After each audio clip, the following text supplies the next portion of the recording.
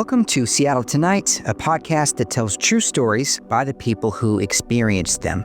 My name is Matthew. The theme of this episode is Jinkies. The following people are going to tell you about their real paranormal encounters. I myself have a story. I had a really powerful, profound supernatural experience, and I'll tell you all about it as the final storyteller of this episode. Stay tuned, you won't want to miss it. The next two stories come from Bridget and Marshall, hosts of the Yeah Sorta Kinda podcast out of Los Angeles.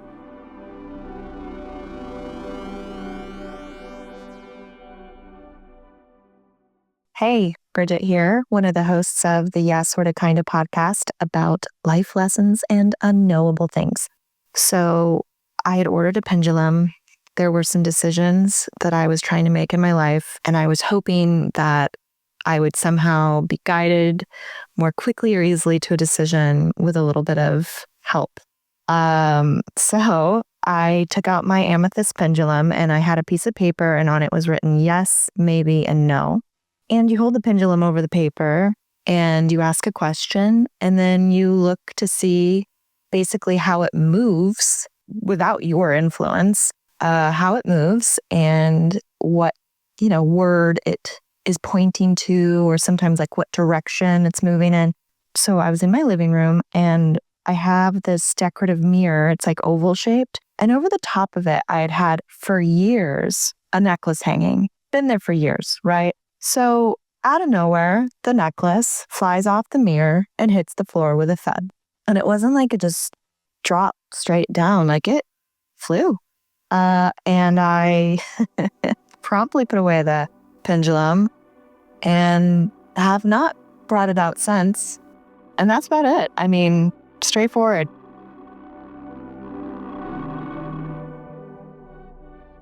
Hi, I'm Marshall, and the story I'm about to tell you definitely falls into the unknowable things category. I was in my early 20s, had just had a baby. I had just moved into this apartment that I thought was ideal. It was a brick house, two-story house built in the late 1800s that they made into two different apartments. I had the upstairs. Over time, you would just start to find little things, and then it started to accelerate at a really fast pace. And what I experienced at this house, I have to say, is one of the things that made me truly start to believe that there's more to this life than what we actually see. I first started just finding these little toys randomly in the kitchen, little children's toys. There would be an old metal fire truck and an old little wooden fire truck. Then I found like children's jacks. I found old dice, but it was always cars. It would always seem to be cars. A little car would come rolling out of the pantry into the kitchen, and you try to logically explain that. You think, oh, well, maybe the house is settling or something. But after a while, I started to realize the house isn't settling. That's not what's going on here. Or I had this old gas stove and the burners would just turn on. And at first, you can say, oh, I must have left that on. Or maybe I was leaning against it and I turned the dial somehow. Over time, after you continually are walking in from another room in there and you see the flames going on a burner, you didn't do that. Then a room would be cold randomly. My dogs would just start fighting. And these guys grew up together. They were best friends before I moved into this house. And these were big guard dogs, sweethearts, but big, ferocious kind of dogs that would rip your face off, They would get locked in the bathroom somehow. And this actually was quite impossible. I don't know how it would do that. But they would get locked into this bathroom and you'd hear the door just shut. And then they would just start to whine. Or sometimes they would be in the living room and just be subservient they would kind of cow towards the doorway from the living room into the kitchen in this one kind of particular corner, which was starting to get really creepy. You would feel like you were being watched in this house. Rooms would be randomly cold. I found a dead bat an old petrified bat clinging to a carpeted step into the living room that was never there before. I found a dead sparrow in between the window panes of the double-paned window in my son's bedroom. Again, you would just feel like you were being watched. I was late for work, ran down the steps, jumped into my car, adjusted my rearview mirror, and I saw someone in my back seat, and I turned around and no one was there. And then, you think, was that, but there was someone in my back seat, somebody looked like they were from the 1970s with brown kind of shaggy hair and a denim jacket, but with his eyes had such hatred toward me, and there was like this staticky sound. It was terrifying and so real that I actually thought there was someone behind me in the seat, but there was no one there. Then I'd had friends over once, and we were just drinking a couple of beers. It was no big deal. And this guy, who I didn't know, he was a friend of a friend, she had brought him, he started looking in that doorway, that hallway there, and started kind of staring and started kind of shrieking, making these weird sounds, and started backing up and started screaming. Said this place was a portal to hell, and ran out and ran down the stairs and just screaming into the night. And everyone's silent, but then you start to think, oh, he must be on drugs, or something. You try to rationalize it. That's weird. My friend was so embarrassed, she left.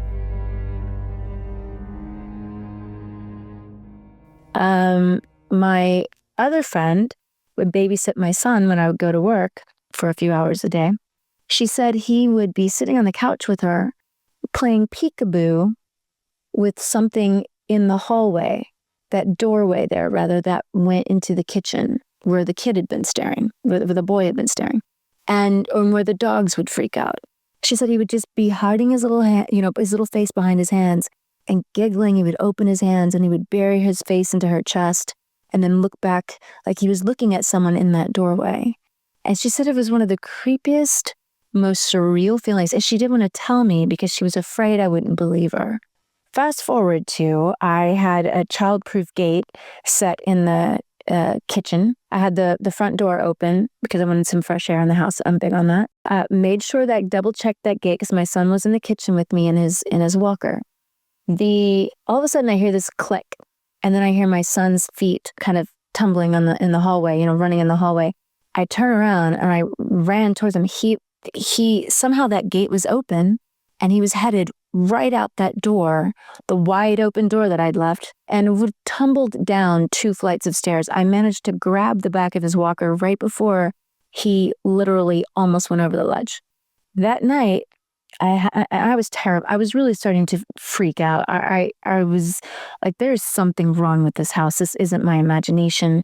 There's really something wrong with this house. But you have a lease. You try to rationalize these things. Why don't you leave is what people always say.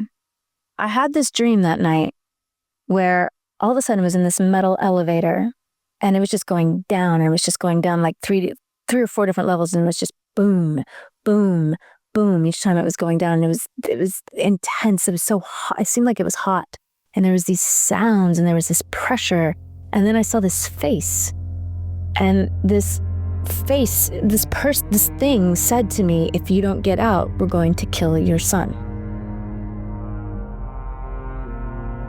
I woke up freaked out. I've never experienced anything like that. And it wasn't a dream. I swear to this day, it was a true warning. It was a true message. I was covered in sweat, screaming when I woke up, grabbed all of my stuff. I didn't care what anybody said, grabbed my son, went to my mom's, and never looked back. I had my friends help me move out. I told my friends about it, and she said she was the one that actually had the friend there who'd run from the house screaming. Her face got completely white when I told her the dream that I'd had. And she said that is exactly what her friend had seen. He was in this metal elevator. He saw this face, and he said he knew it was a portal to hell. And he made her promise to tell me that we had to get out of there because we were all going to die. But she didn't tell me that because she thought I would think it was insane. But when I told her that that was a dream I had, she couldn't. That was just something I'll never forget. Turns out, a couple of years later, they mowed this house down. They get rid of it. They raise it. They're going to build something else there.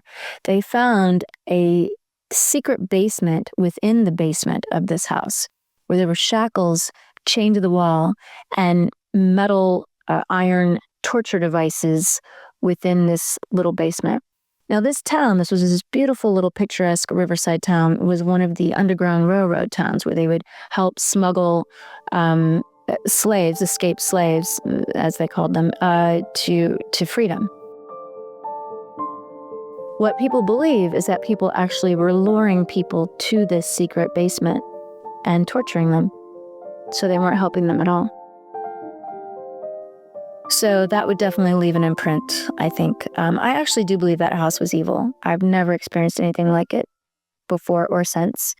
And I think evil is real. So happy Halloween, Matthew.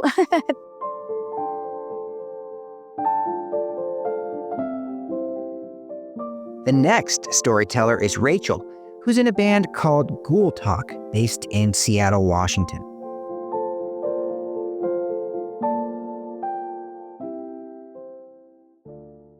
My name is Rachel. I'm in a band called Ghoul Talk, and this is one of my paranormal experiences. So when I was a kid, my family moved around a lot, and my dad had a job where he would be put on temporary assignment in other countries for a few years at a time. So essentially how the process would work is he would be assigned somewhere, move out there, start working, and look for a place for us to rent as a family. And once he found a place, that's when my mom, my sister, and I would move out to be with him. So usually my dad was the only person to see each house before we actually moved in to live there. So when I was 3, my dad was assigned to England, and he moved out there, started working, looking for a place for us to live, and he found a place that he really liked that fit everything he and my mom had been looking for.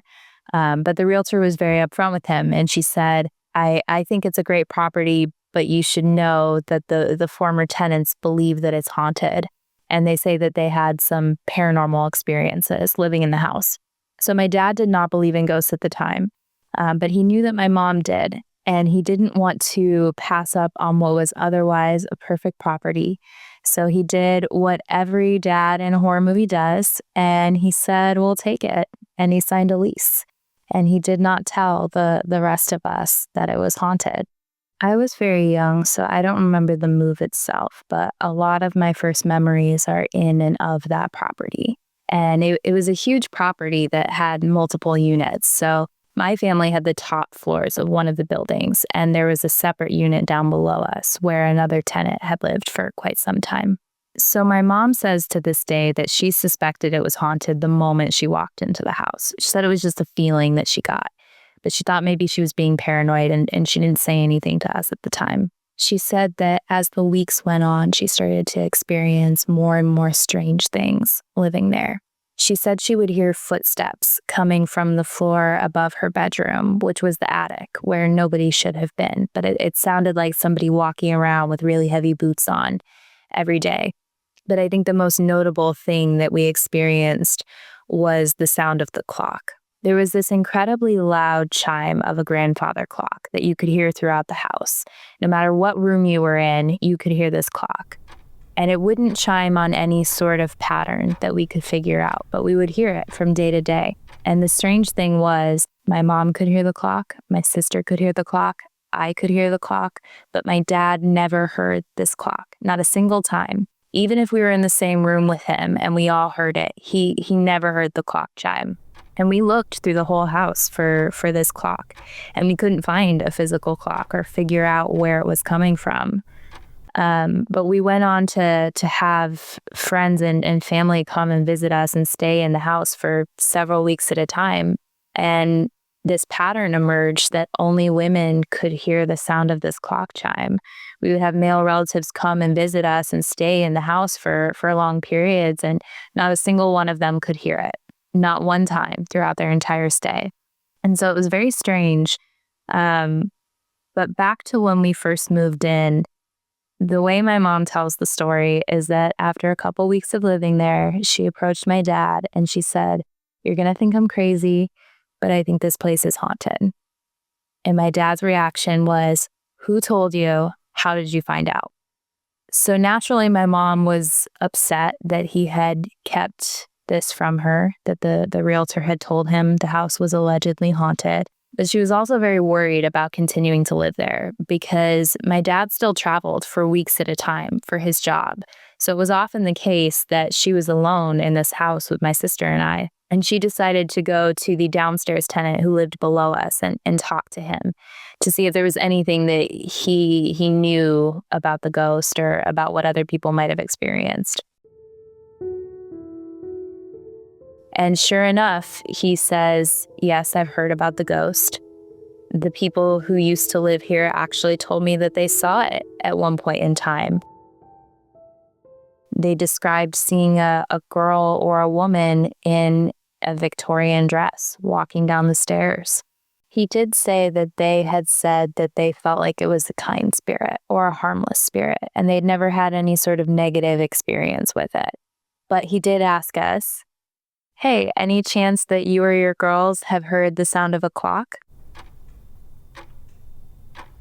So at this point, we started to piece together what was going on, or at least what we thought was going on. And he told us that the former residents had done some research into the history of the property.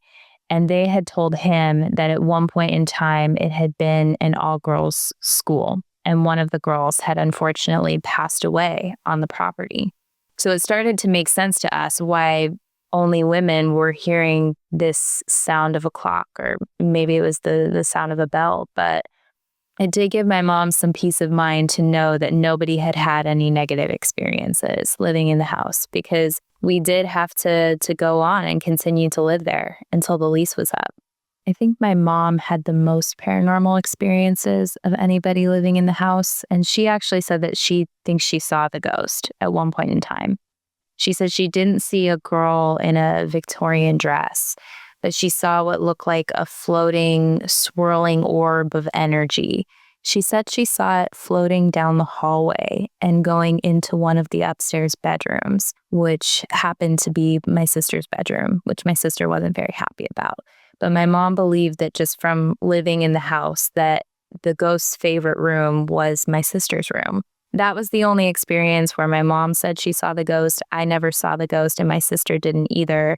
But I very much believed that the ghost was there. And I was not afraid of it because of a very specific incident that happened to my sister.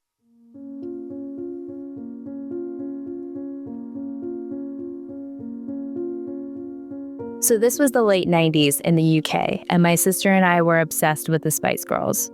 I was obsessed with Baby Spice. My sister was obsessed with Ginger Spice. And I texted my mom to have her describe this to me in specific detail just to make sure I'm getting it right. But my mom says that the grocery store was selling these packets of chips that were bundled together in this variety pack. And each chip had a different Spice Girls autograph glued to it. So the idea was that you buy this big pack of chips and you collect all the different Spice Girls autographs. And so my mom had bought a few of them, and my sister had not been able to find the Ginger Spice autograph that she really wanted so badly. So my mom buys another one of these chip packs, hoping this is finally the one that will have the Ginger Spice autograph. And she puts it away in the cupboard. And one morning we come downstairs, and the chip bags are on the counter, and they're unsealed from the variety pack that they were in. So it's just a pile of the individual chip bags. And next to the chip bags are two unfolded autographs on the counter, both of them Ginger Spice. To this day, you cannot convince anybody in my family that the ghost did not hook my sister up with that Ginger Spice autograph. I really feel that at this point in time, it's been so long that if it were my mom or my sister or my dad, somebody would have come clean by now. But we all believe that, especially after having so many other experiences with the ghost, that it was probably the ghost.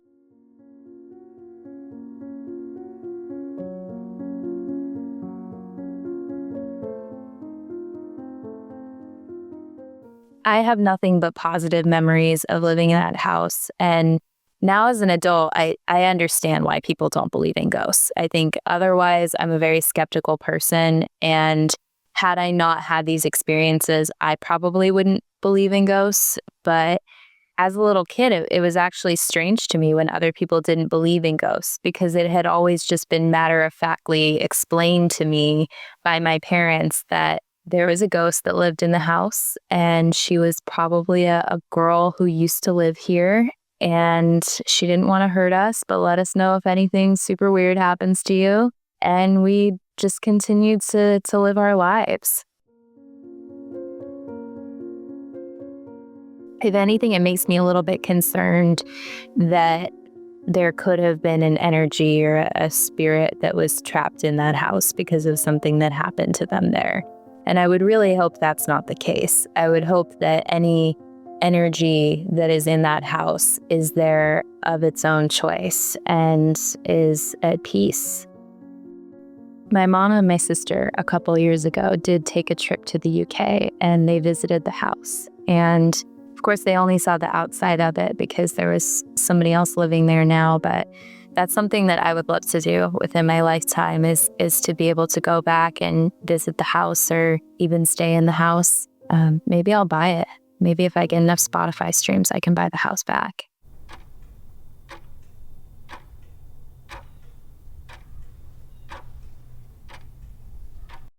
Now, before we get to my profound, very powerful supernatural encounter, we have a really creepy tale from musician Dogbite Harris, based in Heppner, Oregon. This one still freaks me out, even though I've heard it many, many times. Quick background info. Heppner, Oregon is a well-known scary ghost city, and the genesis of that was the Heppner flood of 1903, and it killed thousands of people who came to the New West in search of their fortunes. Take it away.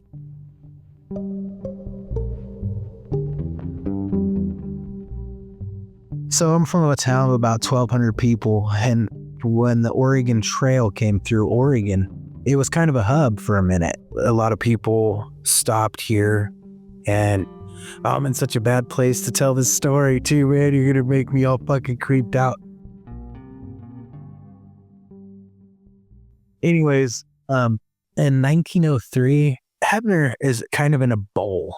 Like, there's hills all around it, and then there's kind of a canyon that runs in between, right in the middle of that. And then there's probably 3 or 4 creeks that kind of run through it as well, all coming from the Blue Mountains. Well, one year, and it was around this time of year, is in June, they'd had a really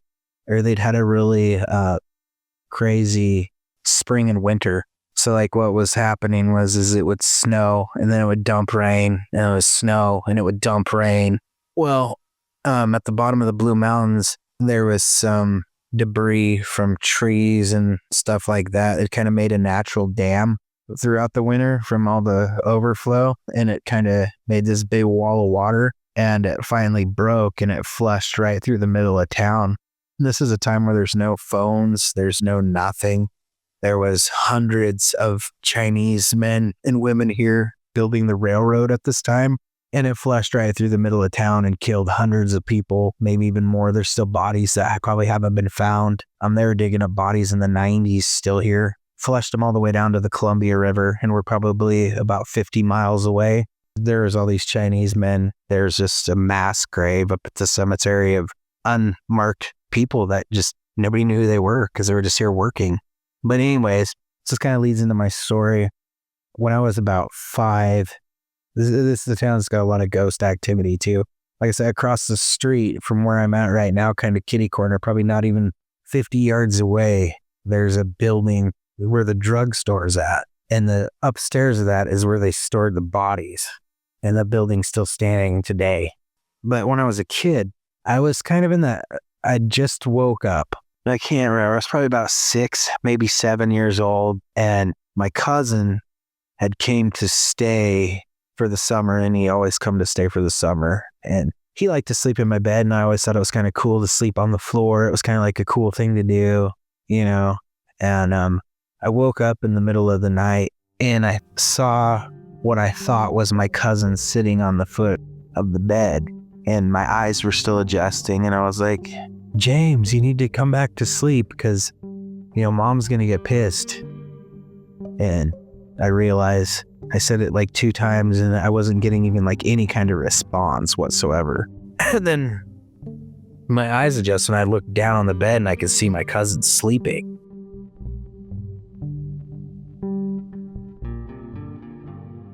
When my eyes adjusted, it was a man dressed in old-timey clothes, had the mustache with the wax in it. like just dressed like a guy from the 1900s that was dressed like a guy with kind of money, looking nice. And I got up and I fucking freaked out, and I, went to my mom's room and I slept there. And I thought it was the devil. That's at the time I was told my mom the devil was in my room, because if you think about it, like back then, that's kind of how they described the devil, with the curly mustache and everything like that. And my cousins and I had been on a big religious kick that summer, and they're always trying to tell me about God and stuff like that and the devil and trying to scare me. But years later, I started really thinking about it, and I'm like, that looks like somebody from like the flood era. And the guy didn't even really like acknowledge I was there. Didn't look at me. It was just sitting there staring at nothing, really. So never had that experience again ever in that house. We lived there from the time I was 4 years old till the time I was 21 or 22. Well, my mom did. I moved out at 19, but she moved out a few years later and never had anything like that happen again. But years later, I'd had another ghost experience. I was telling my mom about that one, and then we started talking, and I was like, hey, you remember when I was a kid? When I was like scared for that whole summer, I wouldn't sleep in my room. And she's like, yeah. She's like, you know what? She's like, I never told you this because I knew I wouldn't be able to get you to sleep in your room again. She's like, but about 4 days before that happened, I saw a man that like you described.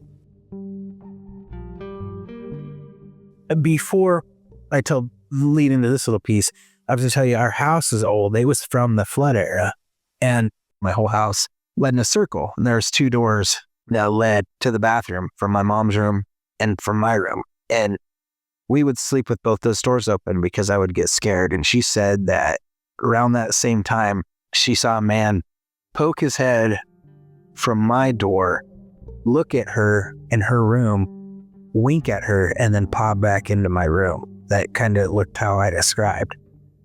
But she said she went in there and there was nothing in there. And she had to stand there for she said she stood there for 10 minutes just tripping out. She said, I never told you that because I knew I would never be able to get you to sleep in your room again. Man, it's one of the most realistic things ever happened, even though I was 6 or 7. My family knows whatever it was scared me.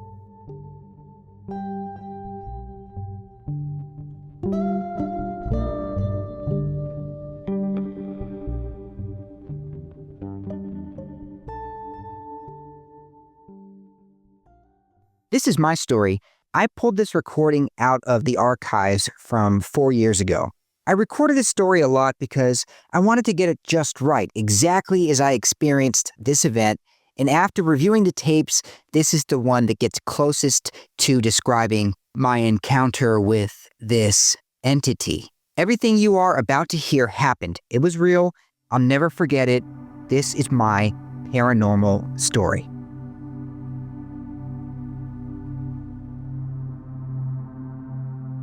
This happened many years ago. It was the summer vacation before my sophomore year of high school. And my dog Apollo, who's an old dog now, he was a brand new puppy, 3 months old, and all he did was sleep, eat, and use the bathroom. He didn't make much noise at all.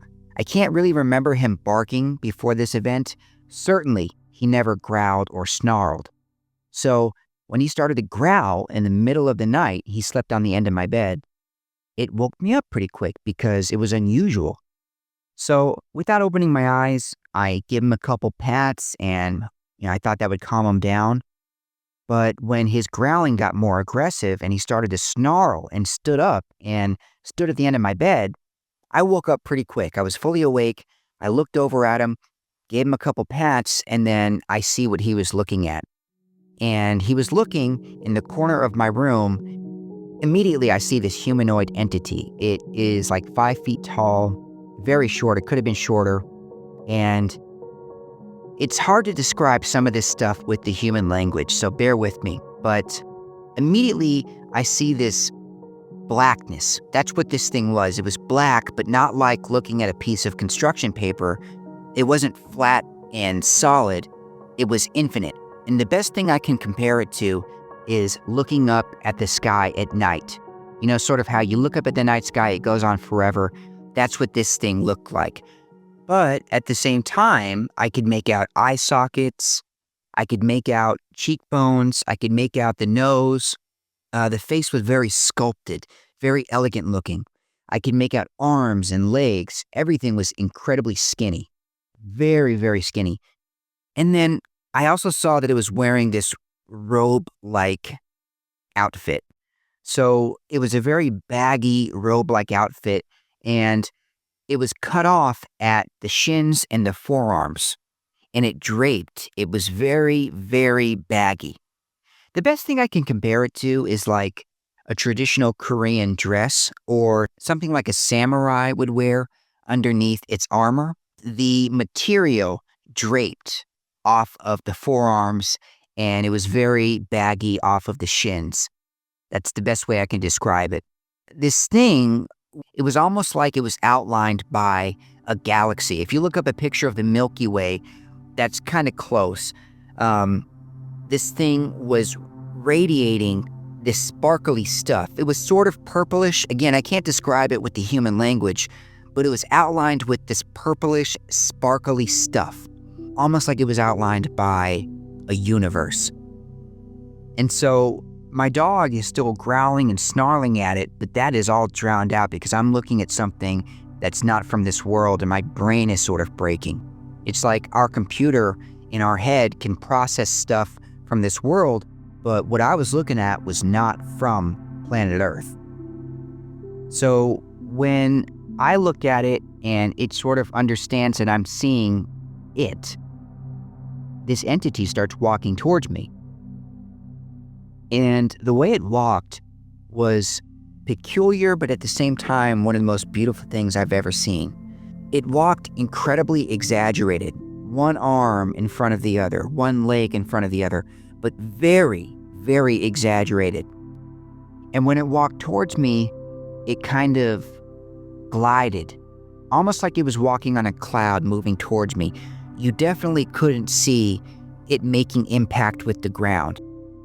I saw one foot in front of the other, one arm in front of the other, like a model walking down the runway walks, but again, way more exaggerated. However, it wasn't making impact with the ground. It was gliding very gracefully towards me. It sort of reminds me, I read Twilight back in the day, and that's how they describe the vampires walking in Twilight. It's very graceful and sort of like they're walking on a cloud. That's what it reminds me of. It was very smooth and very graceful. And so this thing walks towards me in this really exaggerated way, and then it gets right up to me, and its chin dips. It's like standing over me, I'm laying down in bed, and its chin dips, and it's looking right down at me. On one hand, this is the most beautiful thing I've ever seen. On the other hand, my brain is not able to process this because, again, it's not from this world, whatever it is, and it's hard for me to take all of this information in. It's impossible, rather. So it's looking down at me, and I'm taking it in, and then for some reason in my brain, I decide I need to talk to it because I think it's a survival mechanism. I didn't feel in danger, but I felt like I had to do something. Now, when people are in danger, they fight, they fly, or they try to make friends. That's a thing. And so I decided, I guess I wanted to talk to it and make friends. I don't know. So at first, I decided to talk to it like it was my mom. I knew it wasn't my mom, but for some reason I thought if you talk to it like it's your mom, maybe that'll resolve the situation. I don't know why, but that's what I did. So I go, Mom, why are you trying to scare me? You know I hate being scared. And that doesn't work, obviously. So then I start talking to it like it's my brother. I'm going, dude, why are you trying to scare me? You know I hate being scared. And this thing is just looking at me. And so I go, you know what? I have to do something. I have to end this experience right now. I didn't feel like I was in danger. I didn't smell rotten meat. You know, if you watch like a ghost TV show on the Travel Channel, it'll say if a demon is near you, you'll smell rotting meat. That didn't happen to me. I don't feel like I was being haunted by a demon or a dangerous ghost or anything like that. But I just felt like the experience needed to end. So I closed my eyes. I ran straight for my light switch. I turned my light switch on, and then it was gone. I want to mention also, earlier during this event, when it was walking towards me, in my head, I had the presence of mind to go, blink. Because they always say, I blinked and it was gone. Well, I blinked and it was still there. I was fully awake. This was not a night terror. I could move around. I blinked and it was still there. So anyway, I closed my eyes. I run right to the light switch. I turned the lights on, and then this thing wasn't there anymore. My dog was still freaking out. I sat there. I calmed him down as best I could. I turned my TV on. And when I had a moment and my body knew that this was over, I had a total adrenaline dump and just started crying. It wasn't because I was necessarily scared. It was because my brain could not process what I had just seen. It was too beautiful. It was too otherworldly. My brain was programmed to process things from Earth, and this was not from Earth. So at about 4:30 in the morning, I went to get my parents and I told them what happened. Obviously, there was nothing they could do, right? And so that's it. Looking back on it, having told it to a lot of people and just having some time to reflect, here's what I think happened.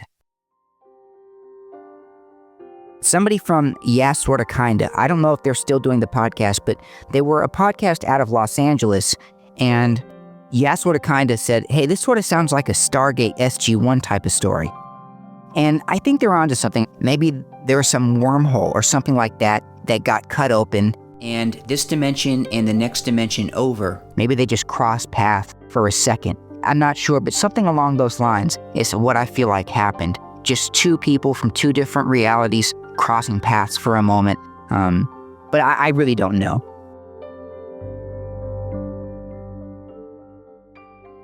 So the day after this happened, I moved my things out of that room. I never slept in there again. It's a strange place, that room. Now it's more of a storage space, but there is a TV in there, and it has to be unplugged at all times. My aunt passed away during COVID, unfortunately, and after that, the TV would turn on in the middle of the night at full volume. My aunt was deaf. So I make it a point now to make sure the TV is always unplugged because it's freaky. It really is. And with that, thank you for listening to this episode of Seattle Tonight. Talk to you next time.